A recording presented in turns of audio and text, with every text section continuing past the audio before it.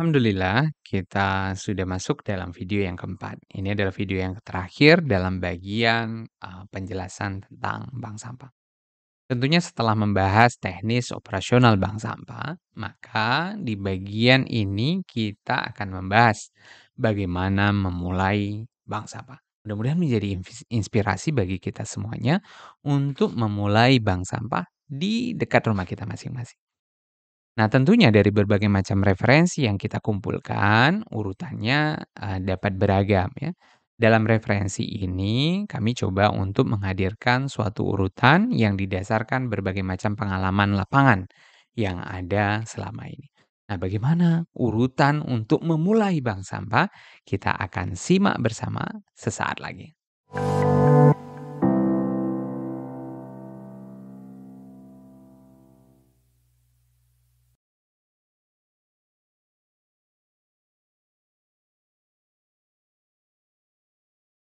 Oke, teman-teman semuanya, bagaimana memulai bank sampah? Ya.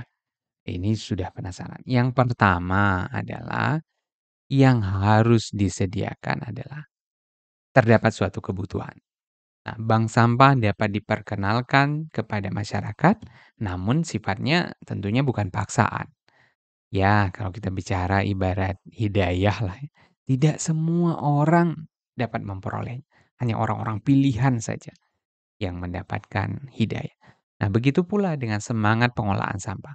Tugas kita nih, tugas kita adalah memperkenalkan berbagai berdasarkan kebutuhan masyarakat. Misalnya selama ini belum ada layanan pengangkutan sampah di wilayah tersebut. Kegiatan penanganan sampah pun yang dilakukan sangat tidak ramah lingkungan, misalnya dibakar, dibuang sembarangan. Nah, ini menjadi sebuah dasar, sebuah kebutuhan untuk hadirnya sistem bank sampah. Jadi yang perlu diingat adalah muncul kebutuhan terlebih dahulu, ya. Yang kedua, apa yang harus dilakukan? Bentuk tim penggerak. Jika kebutuhan sudah ada, maka tugas berikutnya adalah bentuk tim kecil sebagai motor penggerak. Jumlahnya seperti materi yang sebelumnya kita sudah bahas, jumlahnya tidak perlu terlalu banyak. Walaupun sedikit tapi powerful dan impactful. Percayalah jumlah tidak akan menentukan kualitas. Apalagi kondisi di awal memang butuh pemikiran-pemikiran strategis dan taktis yang cepat untuk dilaksanakan. Biasanya jika terlalu banyak orang yang terlibat, maka akan banyak pertimbangan. Oh, ini boleh nggak ya? Ayo udah kita rapat dulu ya. Akhirnya apa? Ide tidak jadi terlaksana. Carilah orang-orang yang memiliki visi, misi, tujuan yang sama. Mau berkorban pastinya ya, baik waktu, tenaga, pikiran untuk keberhasilan pembangunan bank sampah. Mudah-mudahan kita bisa menemukannya ya. Nah, yang ketiga, setelah tim penggeraknya terbentuk, jangan lupa manfaatkan mereka untuk melakukan sosialisasi kepada masyarakat. Nah, jelaskan bagaimana permasalahan yang timbul dalam pengolahan sampah yang tidak baik, mungkin muncul pencemaran, penyakit, bahkan sampai konflik sosial. Manfaatkan waktu-waktu strategis masyarakat ya. Misalnya ada pertemuan PKK, RT, RW, arisan komplek, kelompok ronda, arisan bapak-bapak, dan lain sebagainya. Bentuk sosialisasi juga dapat dilakukan tidak terlalu kaku. Tidak mesti harus bertemu dengan jumlah yang banyak, menampilkan presentasi, ya, seperti saat ini ya, dan menjelaskan. Dapat juga dilakukan sosialisasi itu dengan cara-cara yang sederhana, tapi dia mengena ya.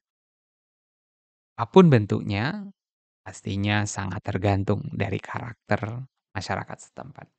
Nah, karena tim penggeraknya adalah masyarakat setempat, pastinya karakter masyarakat setempat ini dapat dengan mudah diketahui. Yang keempat apa yang harus dilakukan? Yaitu upgrade tim penggerak. Tim penggerak yang baru saja bergabung perlu dibekali berbagai macam amunisi, ilmu, dan praktik. Sehingga dapat berkompeten berhadapan dengan berbagai macam tantangan dalam pengolahan bank sampah. Upgrade tim dapat berupa studi banding, training, workshop. Workshop apa? Pemilahan sampah misalnya, pengomposan, pencatatan, administrasi, dan seterusnya. Jadi harus upgrade. Nah, setelah upgrade, kita baru susun administrasi bank sampah. Langkah selanjutnya adalah menyusun berbagai kebutuhan administrasi bank sampah, seperti struktur organisasi, visi, misi, tujuan, dan berbagai macam SOP yang diperlukan. Hal ini menjadi penting karena bank sampah yang direncanakan dapat berjalan secara berkelanjutan. Siapapun pengelolanya akan tetap berjalan karena operasional, evaluasi, tentunya sistemnya telah terbentuk. Jadi dengan mudah siapapun. Nah, yang keenam, nah itu sudah keluar ya di atas, menemukan mitra pengepul yang menjadi komponen yang keempat dari bank sampah sebagai penampung sampah yang telah dikumpulkan. Tentunya diperlukan survei membandingkan satu lokasi dengan lokasi yang lain. Perlu pertimbangan masukan dari bank sampah sekitar mungkin yang sudah duluan memanfaatkan fasilitas yang mereka sediakan. Perbandingan biasanya dilakukan untuk harga, layanan, jarak misalnya dari pengepul tersebut. Nah, bagaimana yang ketujuh? Ketujuh adalah pelaksanaan. Jadi semua yang sudah direncanakan dengan baik tidak akan berarti dengan baik kalau tidak dilaksanakan. Ini tahapan yang paling ditunggu-tunggu. Bagaimana bank sampah dapat benar-benar hadir di masyarakat. Banyak banyak pengelola bank sampah yang mengambil momen ini agar berdampak. Misalnya, dengan mengadakan kegiatan launching secara khusus pembukaan bank sampah. Diundang tokoh-tokoh masyarakat yang berpengaruh. Misalnya, kepala dinas lingkungan hidup setempat, kepala desa, camat, bupati, bahkan gubernur. Presiden juga perlu ya. Namun tidak perlu berkecil hati jika launching bank sampahnya hanya dilakukan dengan cara yang sederhana. Yang terpenting adalah konsistensi. Buat apa setelah dibuka, terus kemudian tidak berjalan lagi. Hanya heboh pada saat launching-nya saja. Yang kedelapan, teman-teman semuanya, bank sampah memerlukan evaluasi, bukan Bu Eva ya, adalah bagian yang sering dilupakan oleh para pengelola bank sampah. Karena merasa sudah biasa melakukannya. Padahal evaluasi sangat penting untuk meningkatkan kinerja pengelolaan yang telah dilakukan. Oh, ini ada yang bagian yang kurang nih, pelayanan harus kita tingkatkan. Bagaimana caranya? Dan seterusnya.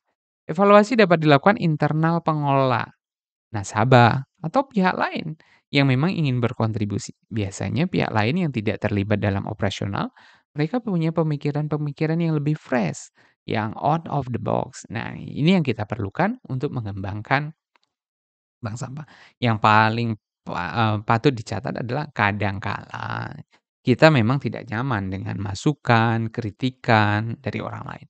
Tapi yakinlah bahwa ada nilai-nilai positif yang dapat kita ambil di dalam. Nah, bagaimana nih? Yang terakhir, perbaikan berkelanjutan terhadap berbagai macam masukan yang sudah didapatkan, baik poinnya evaluasi, perbaikan yang dilakukan secara periodik, seperti setiap 6 bulan, 12 bulan sekali. Fungsinya sangat beragam tentunya.